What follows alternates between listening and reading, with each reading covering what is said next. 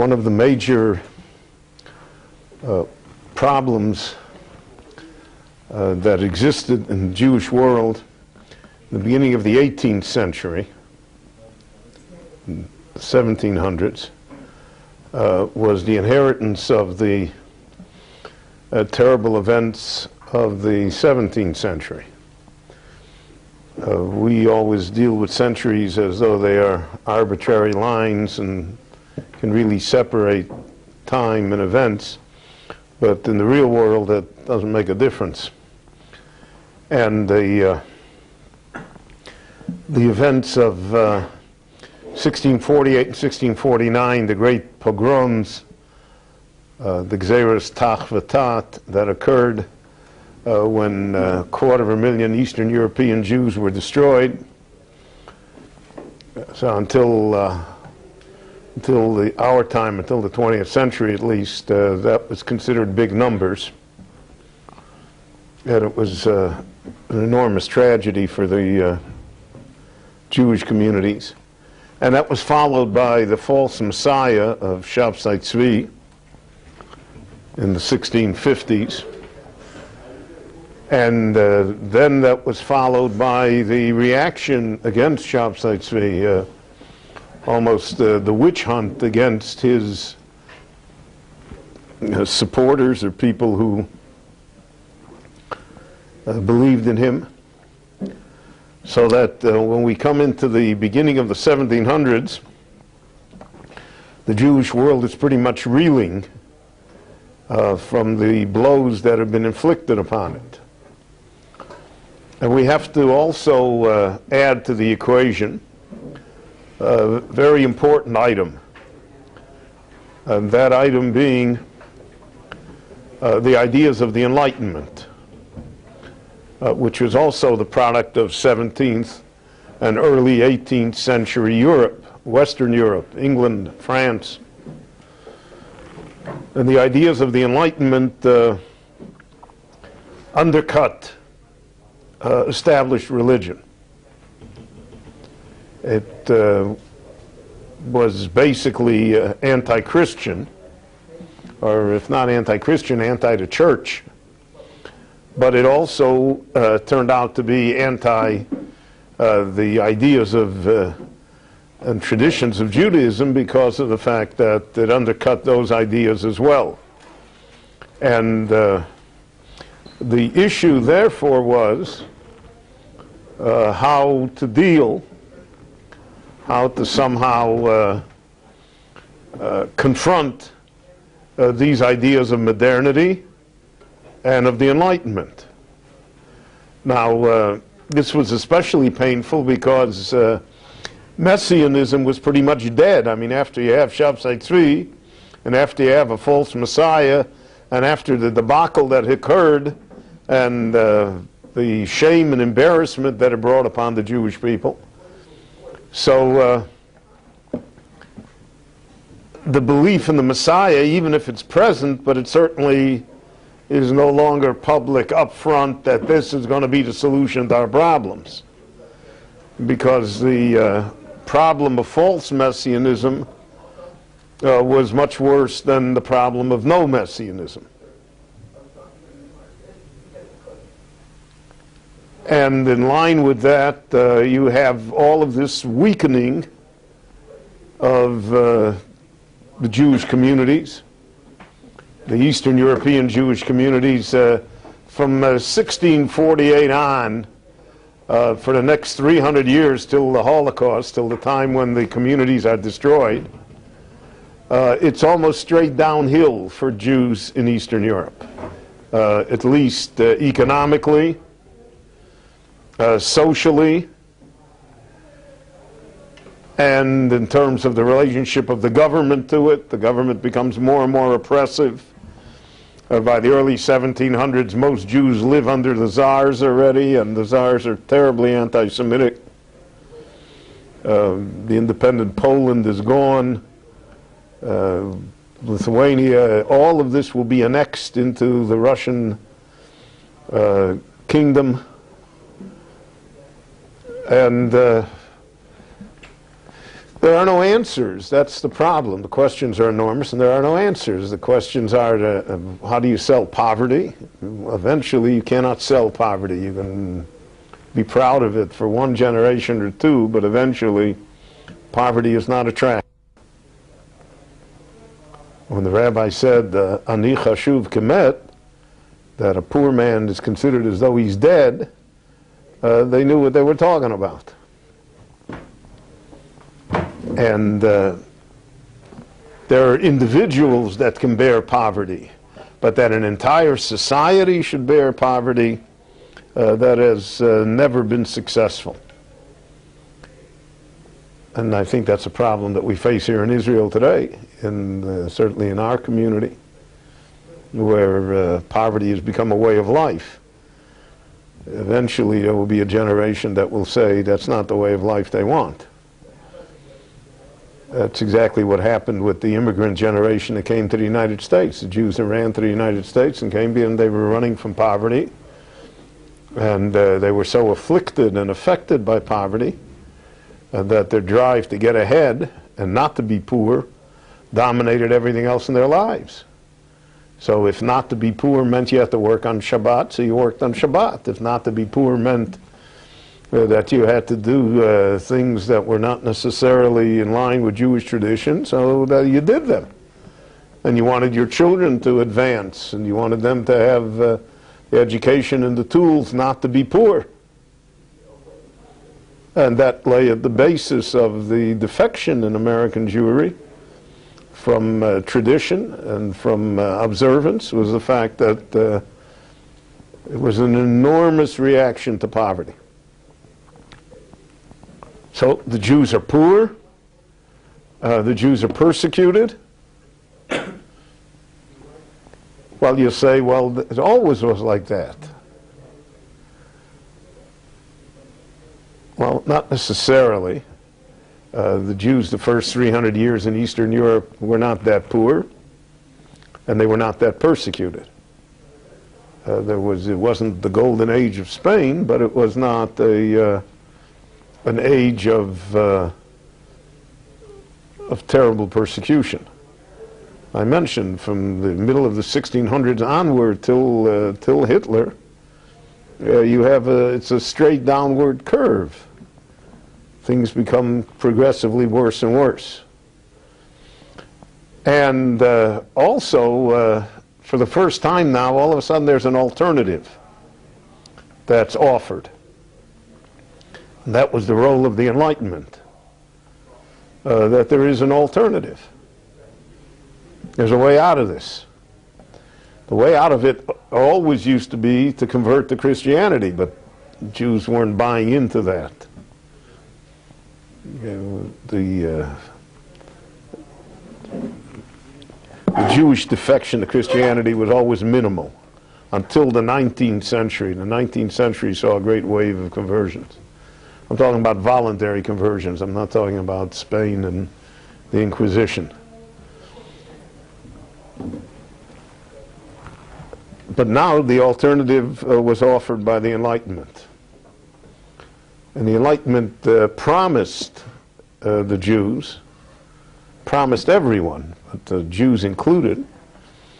It promised them citizenship, it promised them equality, it promised them a better life. But there was one condition. The condition being that, in effect, the Jews had to become enlightened people, which meant giving up much of Judaism,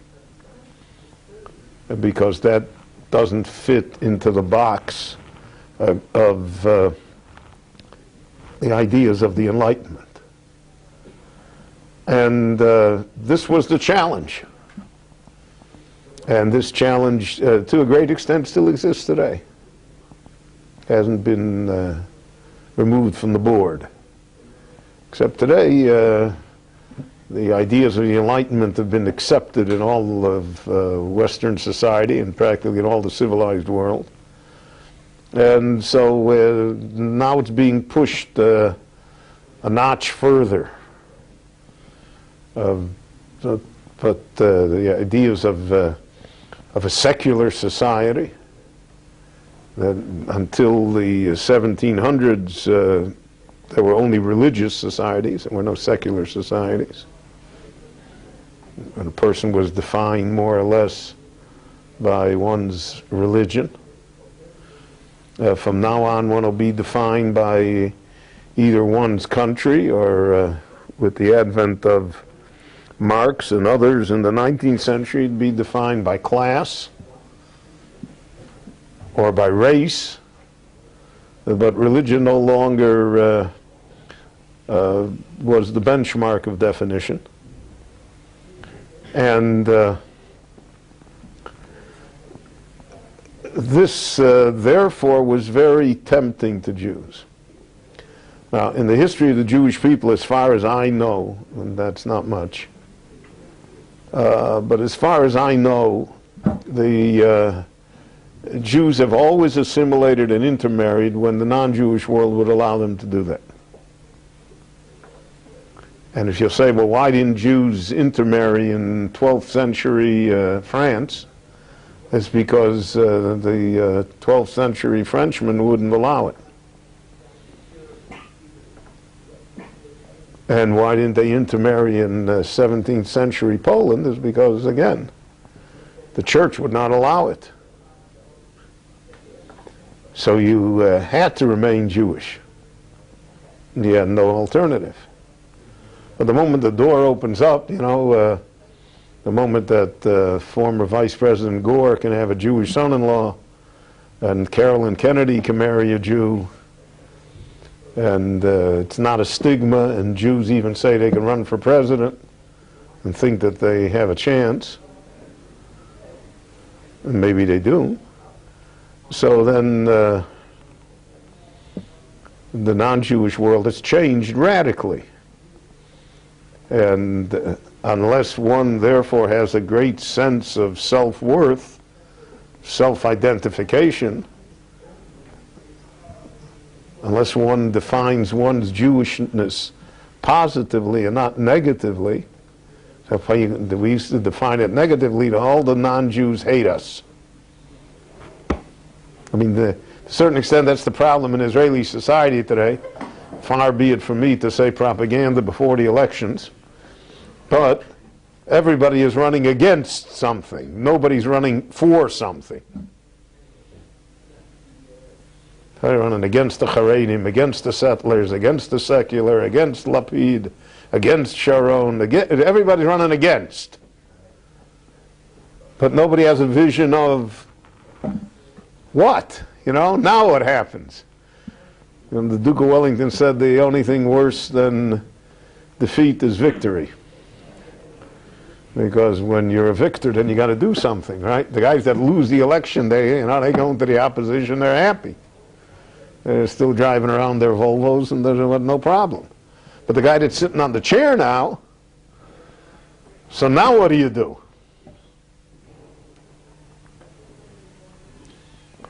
And that always is a problem.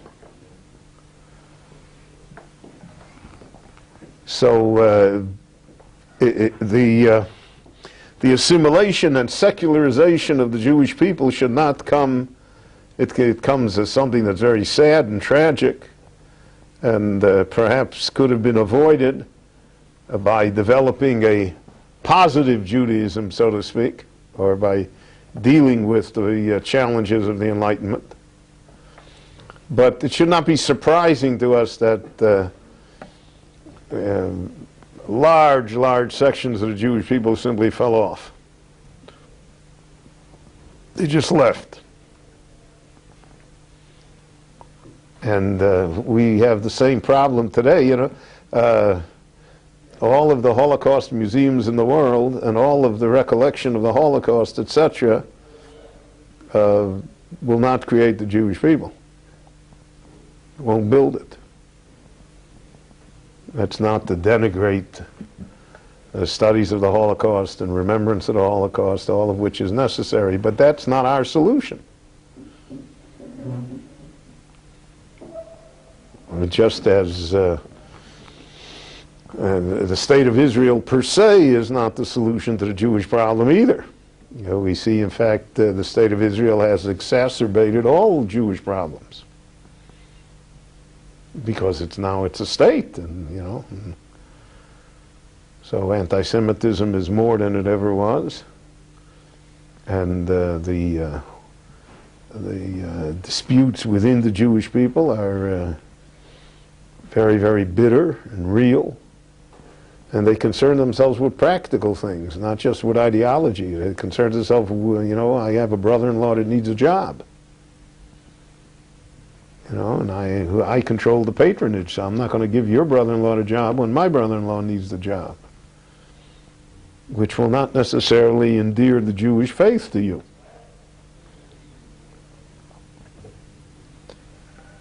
So, how to be Jewish, this problem, which exists in the 17th century already, in the 18th century certainly, continues until today. And today it's especially so because in certain sections of the Jewish people you have very little choice. The choice is stark. Right? It's, the people who, God forbid, leave Yemei Ashurim, they go all the way. They're gone. So it's either or, the two extremes. But even if somehow you remain in the continuum, and it's not that stark, but today there are choices. There are myriads of choices. And there are different definitions of Judaism out there that weren't there 300 years ago. And therefore the problem is even more acute today, in my opinion, because there has to be a positive reason why one stays Jewish. Why one, you know, why should I, you know?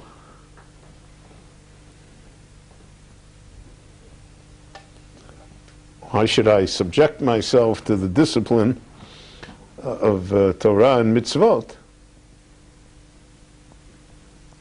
when society no longer, Jewish society no longer demands that of me?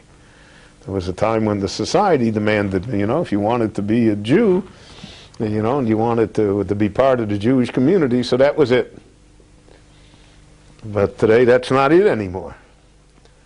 And therefore the entire, well, I would say the entire system of how to create Jews and how to educate Jews, we should take a hard look at it. And because this is no longer, you know, 18th century Eastern Europe. The situation has changed dramatically and radically. I don't say it changed for the better or for the worse. It's just as different, though. And ideas and tactics that were advanced 300 years ago may have no relevance in today's world and may be completely unsuccessful.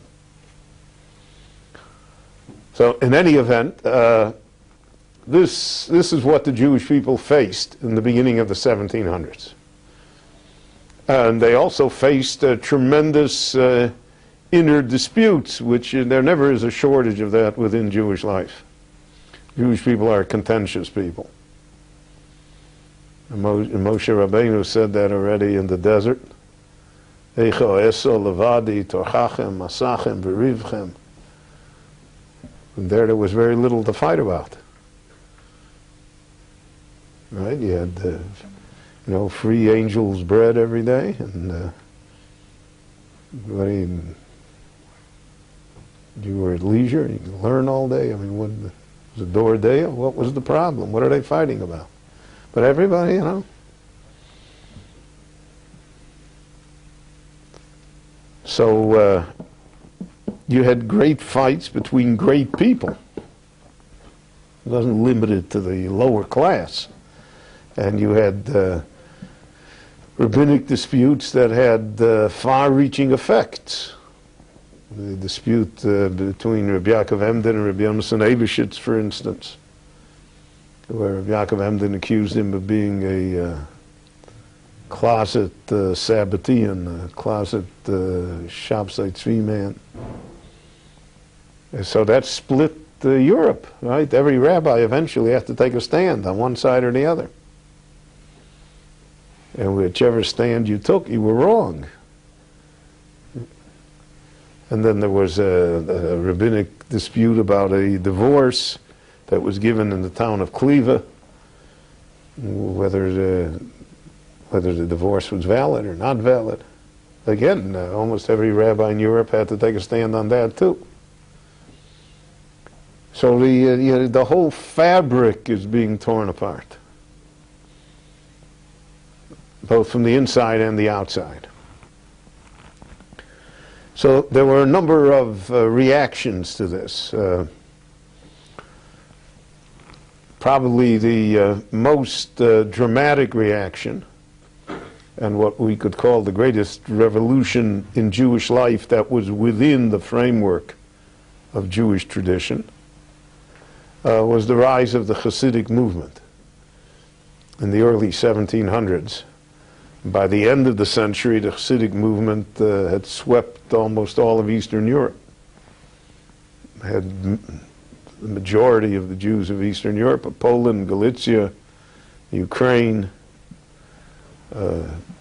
were affiliated with the Hasidic movement already. And even Lithuania, and White Russia, a little of it, that withstood the Hasidic onslaught, was very heavily influenced by it. And there were pockets of Hasidim there also. There were pockets of Hasidim all over Lithuania. Karlin and Stolin and other Slonim.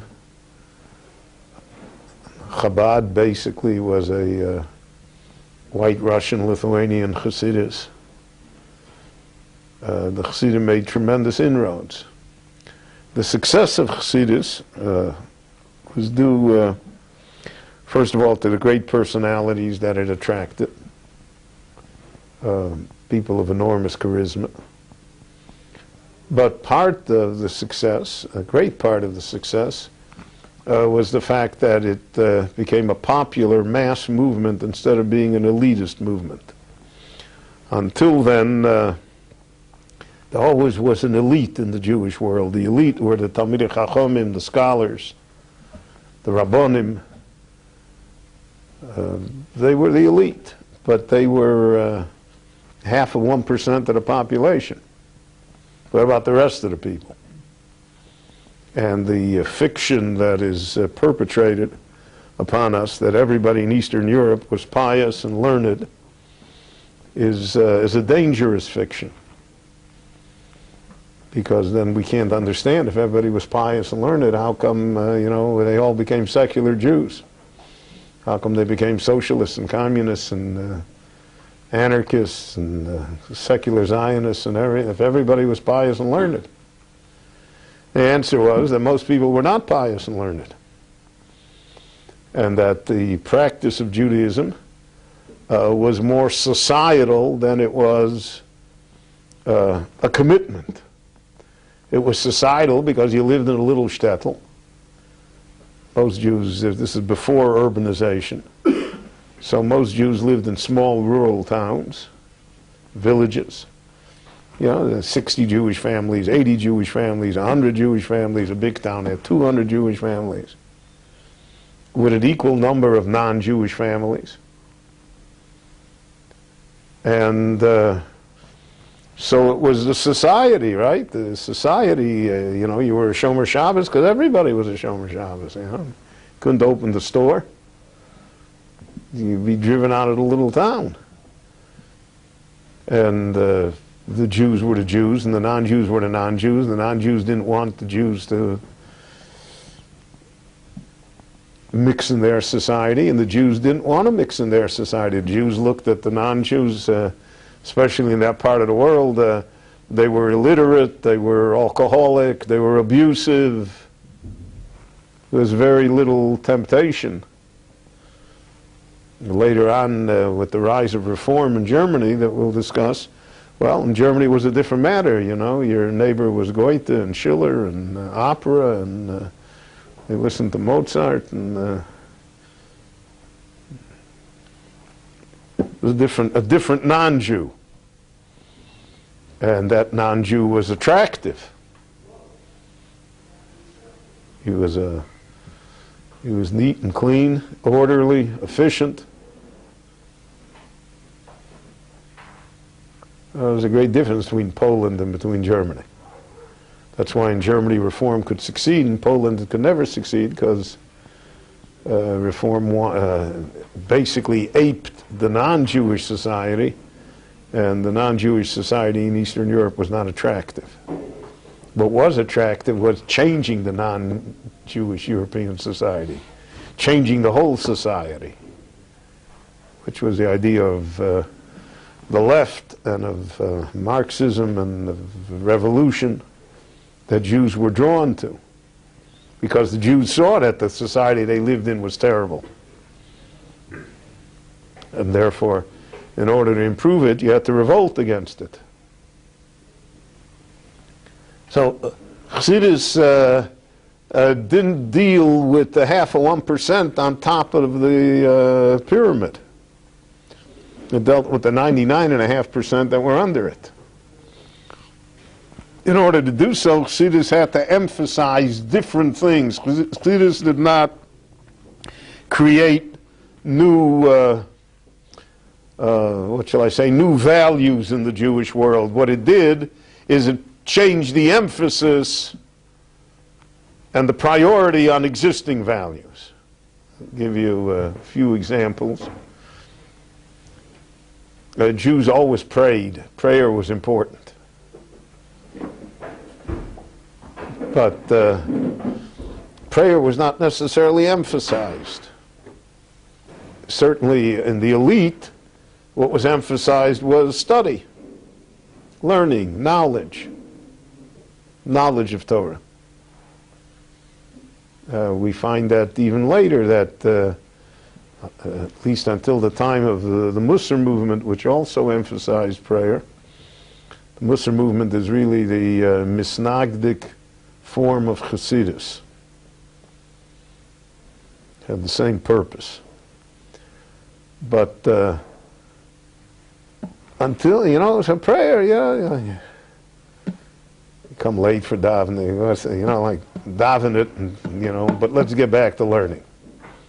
In the middle of prayer, you're learning, you always take a book. By Chassidus, prayer was it. That was service of God. And that was a service of God that everyone could participate in. Everyone can hum a tune, except me. And everyone can be enthusiastic, and everyone can feel spiritual. But not everyone can learn a Tosfos. That's just a simple fact, even though it's belied by a great deal of the Jewish world who says, no, everybody can be Reb Akiva. But that's not honest. It's not true. Not everybody can do it. Not everybody's equipped either intellectually or even physically to be able to do it. It's again I think one of the great problems in our society is that we have, one size fits all educations. Everybody's learning Talmud at the age of 10, and that's it. So what happens is you have a lot of people that are turned off to Talmud by the time they're 15 and can't wait to get out of it and are not interested to pursue it. And if that's the only alternative that you give them, so then they will find other alternatives. Chassidus emphasized faith, simple faith. So I'll tell you the truth, all the years that I had my yeshiva in Muncie, I was the head of it, I was always looking for a Rabbi to teach faith, to teach emunah. Never found him. Could find Rabbeim that taught Talmud excellently, every subject in Torah. I couldn't find anyone. And the truth is that without faith, the other things will not carry you.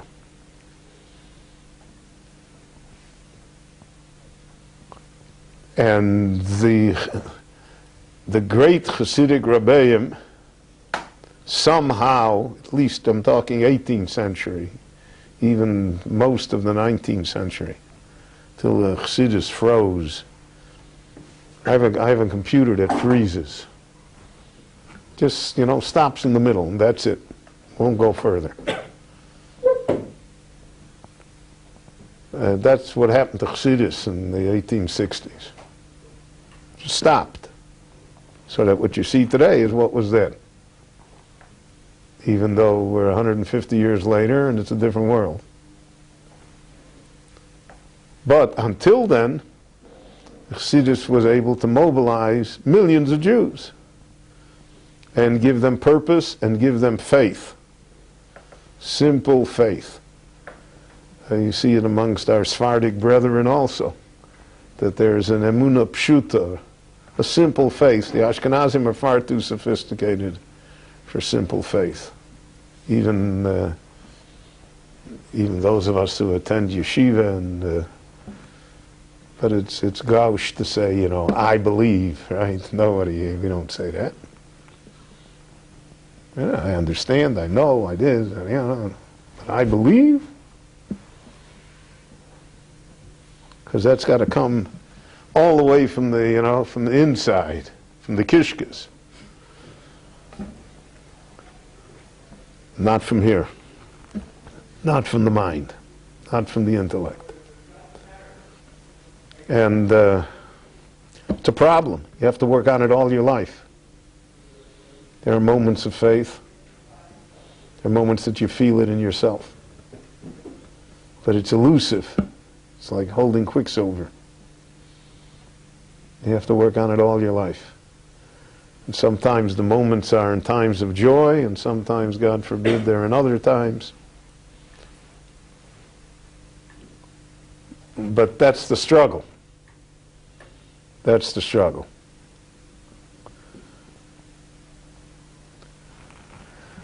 And Chassidus found a way to somehow do that. So that even though he couldn't read a Tosfos, or knew little or nothing about the Shulchan Aruch, but he really believed. And if any of you have been exposed to Fiddler on the Roof, I never saw the movie, but I've read the play a number of times. Never saw the play either, but who can afford those things? But if you read it, Tevye, the main character, who was a simpleton, who has almost no intellect, whose main problem in life is that his cow doesn't give enough milk, and that he's got daughters that he can't get rid of, which is no small matter. But he's a man of faith. Talks to God, argues with him. He is a presence in his life. He's there.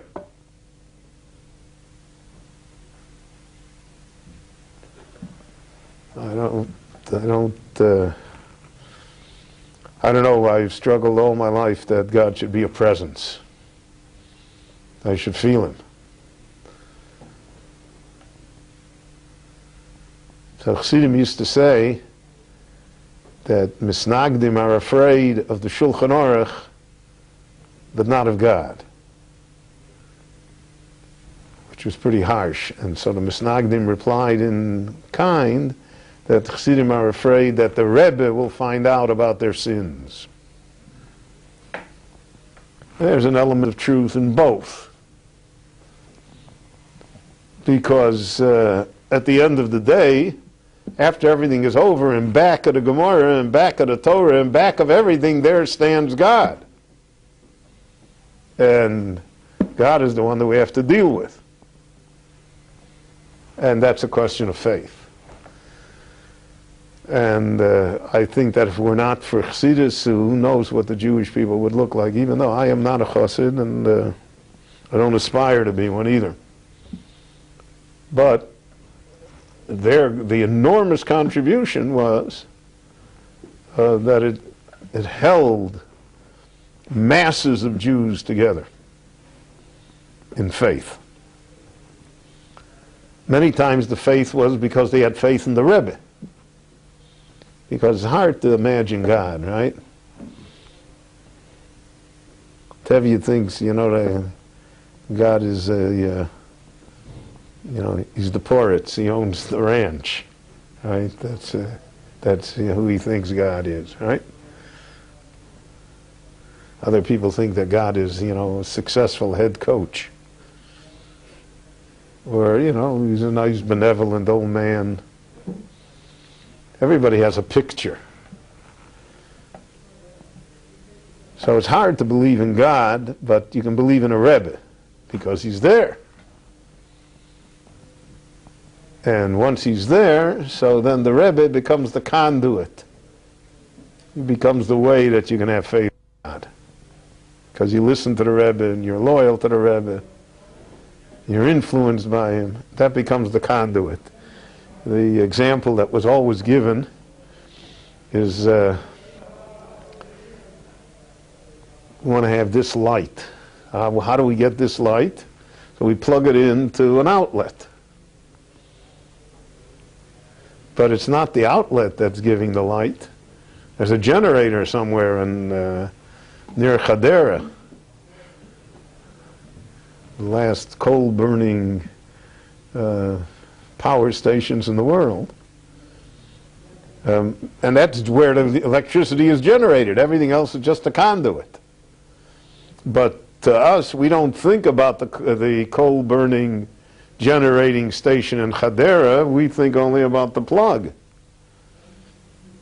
And if you plug it in, so you're going to have electricity. And the Rebbe was the plug. If you plugged into the Rebbe, so then you had electricity. And every Rebbe had its own style, which was also good, because again, when you have one size fits all, then you automatically run into troubles. So Chabad wasn't the Ukrainian Hasidus, it wasn't Apt, and Reb Shmelke wasn't the Pinchas Horowitz. Everybody had their own. And you could find your way. You had a wide variety of choices. The Misnagdim used to say as a bitter irony that the difference between a Misnagid and a Chosid is only one Rebbe. Meaning that the Chosid discounts all the other Rebbes too, right? Just like the Misnagid does. Don't only go on. The only difference is one. But the Chassidus swept the board because it provided an answer. It also was inclusive instead of being exclusive. It's done a 180-degree turn since. But it was inclusive. Everybody could come in. Didn't look to see how rigorous one's piety was. Chassidus was a fellowship. You ate together, you drank together. You went to the Rebbe together. You were part of a team. The phenomena of Hasidic dress is the same thing in the world today. The National Football League or National Basketball Association makes hundreds of millions of dollars a year selling jackets that say, Chicago Bears or New York Jets. I mean, why should I wear a jacket that says New York Jets when I am not a member of the New York Jets? The answer is, if I wear the jacket, I feel like I have a connection to it, right? Vicariously, I live in it. That's why I don't know how many millions of jerseys have been sold with Michael Jordan's name and number on it, right? Every kid wants to have it. Or to buy his gym shoes for $150 a pair. Why? The answer is, I'm connected. I'm also somebody now. I'm a member of the team. Look at the jacket I'm wearing. That has a lot to do with the dress. because the dress makes me a member of the team. If I don't dress like everybody else on the team, then somehow I have to earn my way. So earning your way is much more difficult than dressing your way. And Chassidus also provided a great social safety net. In a poor society, you need people to help each other. And Chassidus emphasized that. Emphasized the human relationship one with another. The fact that everyone needs help, and that everyone should extend help. So you had this very, very powerful movement. Now Chassidus was criticized by its opponents for the change in emphasis. That learning in the Sefer HaTolados, which is one of the earliest books of Chassidus, Rabbi Yosef of Polnoe, so he says in 2 or 3 places that prayer is more important than learning, even though the Talmud says the opposite. But he says it's more important. Prayer is more important. So again, prayer is something that everybody can do. Learning is not something that everybody can do. So they were criticized because of, what do you mean prayer is more important? The Talmud says learning is more important. Talmud Torah Keneget Kulam. They were criticized for the fact that when you have a mass movement, there are always people on the fringes who indulge in excesses.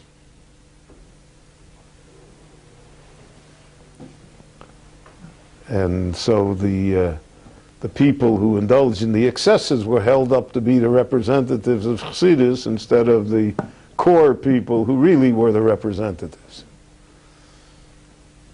Chassidus emphasized that prayer, for instance, required devotion. You had to prepare. You can't just walk in off the street and talk to God. So if you're supposed to pray at 7 o'clock in the morning and you don't feel like praying at 7 o'clock, and 7 o'clock in the morning you just know you have no enthusiasm for it, no feeling at all. So the Chassidus said, well, it's better to wait to 8 or to 9 or to 10 or 11.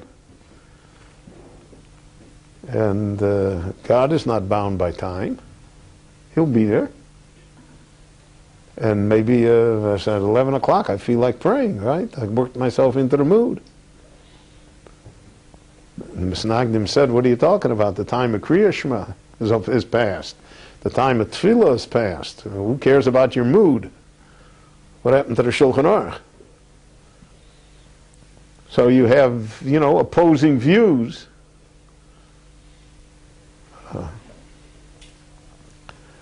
It's an interesting thing. You'll learn this in life too. Let's say you have a job, God forbid, in New York City, and you live double, God forbid, in Muncie. So it's an hour and a half on the Palisades Parkway. And you come home, you are drained. You are frazzled. You're in a terrible mood. And you walk in the house. So what's your reaction to your wife and children? You want to hear about her day? No, you don't. Children say, do homework with me, or you want to, leave me alone. Now that attitude is murder. Destroys. It has to destroy. So what do? I can tell you only my personal experience. I used to sit in the car for a half hour. I used to make a point that I never came home. It's not my wife's fault. It's not my kid's fault. I would sit till I felt better. And I felt better. I went in the house. I was more normal. Well, so Chassidim took that example regarding prayer too. What do you mean? You come to talk to God, you know, you're, what are you crazy, right? Sit in the waiting room for a half hour. Maybe you'll feel better. Maybe you'll, you know, maybe you'll talk nicer. At least you'll collect your thoughts.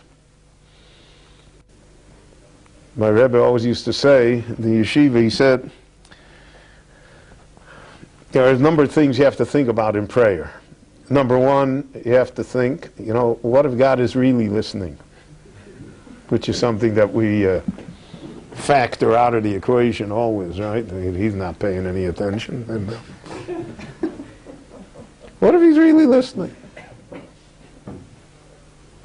He may give you what you ask for. Then you're in trouble. And the second thing he would say is, what if you had only one wish in life? What would that wish be? So most of us don't think that way. And if we do think that way, we rarely come up with an answer. The Jewish joke is, I'd wish for another wish, right?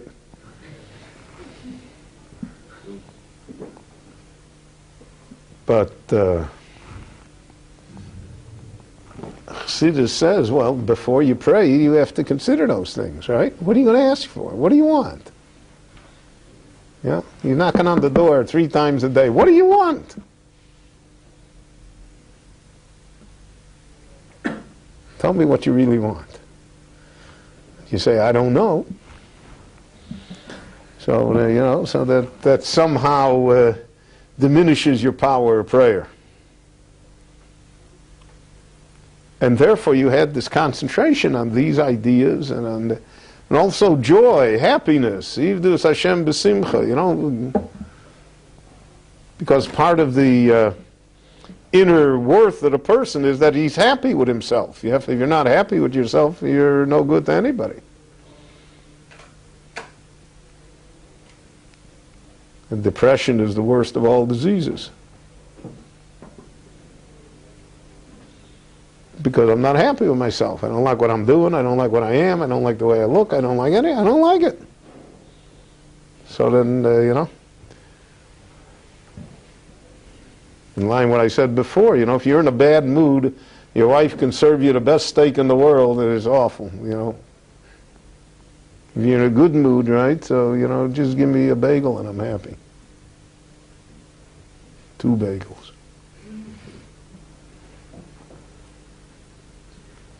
And this was the great contribution, to make people happy, to make them feel worthwhile, and to make davening, to make prayer a thing of joy that you look forward to. In our time, for instance, there's a phenomena called the Carlebach Minyan. It's a phenomenon which exists all over the world. So in our neighborhood, my neighborhood, it's really our neighborhood because the Prime Minister also lives there. So there's a shul that, big shul, that's practically empty all the time. There's almost nobody there. Struggles. But once a month they have a Carlebach Minyan. They have a Carlebach Minyan, they have 1,000 people. Why? Because people want to be happy. People want, you know, people want to be uplifted. They want to go out in a good mood. Chassidus did that. Chassidus song, melody. They borrowed melodies from everyone. They borrowed it from the French army. The famous Chabad song is the marching song of Napoleon's troops. And many of the melodies that were incorporated in the Yomim Noroyim davening and the davening, the prayer service for the high holy days, are taken from Polish, Russian, French, German songs. And they were sanctified here, just as many an Israeli secular song has found its way into Anim Zmiros. Nobody remembers Erev Shel Shoshanim anymore, but that's the tune for Anim Zmiros that everybody says. But it was a secular Israeli love song. But they took the melody and they put it to these words, and now that's it. So Chassidus was able to do that. Was able to make you feel good about it. So you had the camaraderie, you had the melody, you had the joy, you had the Rebbe. Right? And you had something to eat and drink when it was over.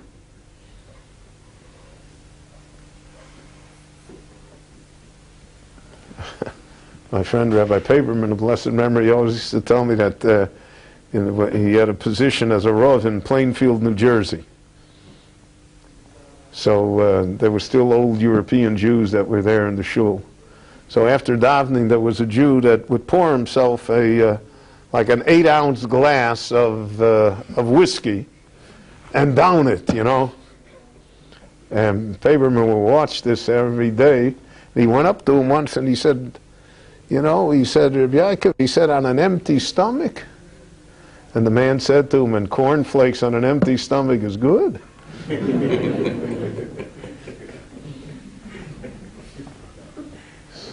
So there's a feeling here. The only problem is when it becomes rote. When it becomes rote, so then it loses it again. It has to constantly be refreshed. But then when it becomes rote, and that's going to be the melody, and that's the way they're going to do it, and so then it becomes again the problem that, you know, you don't feel like it. But the Chassidus had that quality of freshness and revolution to it. But the greatness of Chassidus is that it was always within the box. They didn't say it's mutter, you're allowed to eat this, or you're allowed to do that. They didn't say any of that. In fact, they constricted the box. And because of that, therefore, that's why it plays such an important role in Jewish life. All right, next time we'll continue on this discussion.